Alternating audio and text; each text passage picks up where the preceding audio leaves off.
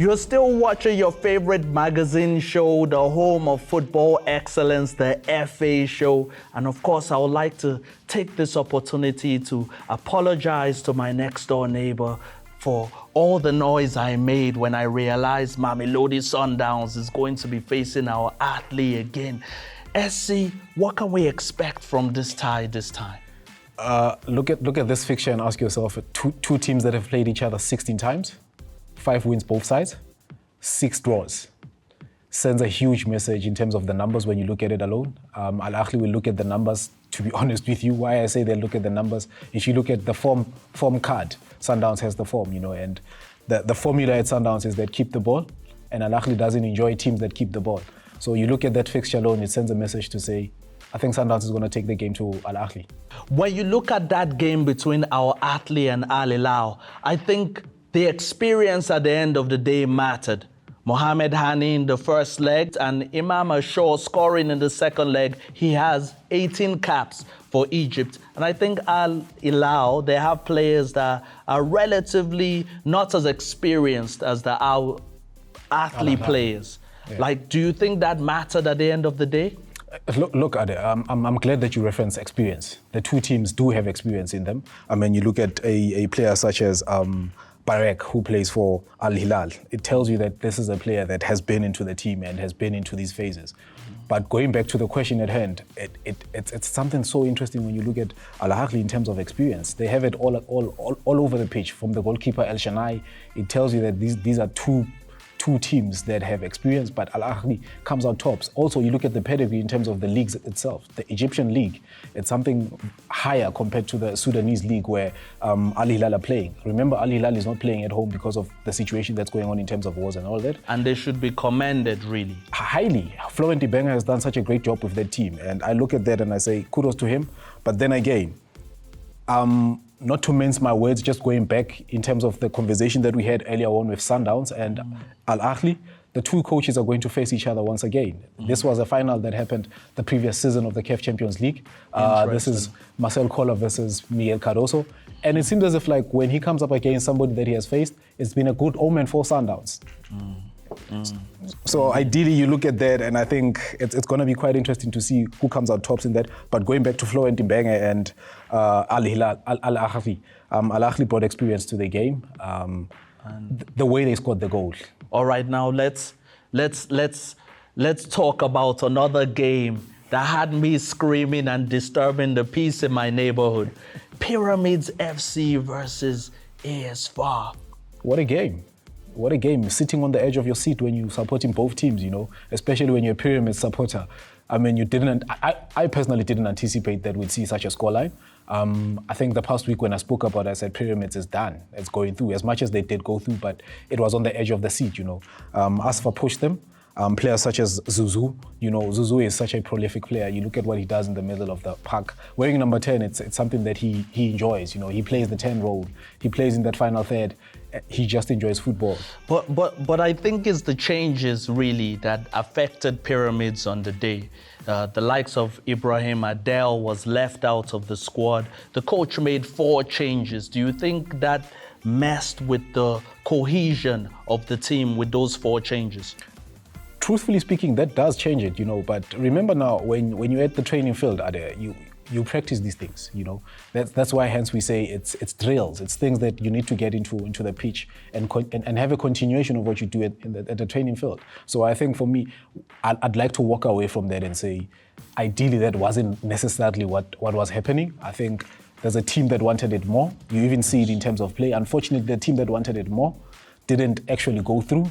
Pyramids went through because of what they did in the first leg. And AS FAR fans, should they be proud of their team? They had 9 corners to 1, and they had 65% of the ball possession. Should they be proud of the team even though they didn't go through? For the fact that you mentioning those stats, the ball position stats is something else. 34% to Pyramids. You look at that alone, it sends a message to say, they went there to go play football. They didn't go to go park a bus. They didn't go there to go watch Pyramids, But VAR really had Diego Maradona turning in his grave because Mayele's goal was ruled out. Was that a goal for you? to wear my VAR hat to be on the safe side. I'll always go on the sides of the refs and say, you know what, they didn't allow it. It's not a goal. Why go back and look at it and argue about it? The margins of the VAR tell you a different story in terms of looking at it and say, has it crossed the line? Is it a goal? So we need to look at such things. So Pyramids basically took their foot off the accelerator on this game. They just felt like the game was already done. Oh, wow. The stage is set for an exciting semi-finals between these four teams, Mamelodi Sundowns, Orlando Pirates, Pyramids, and our Ahly. We could have an all-South African final or an all-Egyptian final. Wow, it's so exciting. The 18th of April, the 25th of April, we're going to see some incredible games, and trust that the FA show has got you covered. Now, let me give you my diamonds for this week. SC, I'm telling you, this list is perfect this week. Hope so. Yes. Coming in at number 3 this week is the indomitable Lion of Manchester, Andre Onana. The Cameroon international completed 16 of 27 attempted passes in an easily forgettable Manchester derby, and in the process, he kept a clean sheet. The 29-year-old shotstopper also made 6 key saves during the match that felt like a Kevin De Bruyne testimonial. Onana has now reached 9 clean sheets in the league this season. Coming in at number 2 is an Evertonian in the Lion of Teranga pride, Iliman Ndiaye. It has been a tough few months for Ndiaye, who bravely made his long-awaited return from a knee injury. The Senegalese international came back in time to hand yet another fatal blow to Arsenal's fading title hopes, this time from the penalty spot. That is now 7 goals in 23 starts in the Premier League for the winger and 9 in all competitions this season. At number 1 this week is a history maker from Niger. It is surely in his DNA. His uncle, the legendary JJ Okocha, mesmerized the world with his dazzling skills. Carrying the pressure of being the nephew of such an icon on his broad shoulders is Fulham's Alex Iwobi.